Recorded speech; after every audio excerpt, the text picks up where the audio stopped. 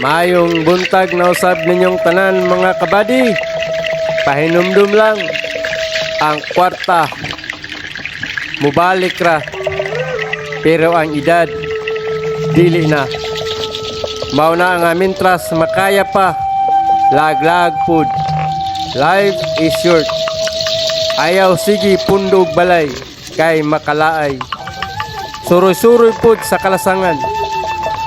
Nga ang imong madungog tingog lang sa kalanggaman, haguro sa kahanginan, ug dagayday sa kasapaan. Kay mao kini ang makawagtang sa imong tanan nga kagulanan, ug maghatag kanimo ug tinuod nga kahupayan, aron malig-on ang imong kalawasan, ug makabaton ka ug unay nga kalipay. Kauban ang kinayahan nga gimugna sa Dios Amahan, aron matambalan ang atong tanan nga balatian ug makabaton kita ug hataas nga katuigan.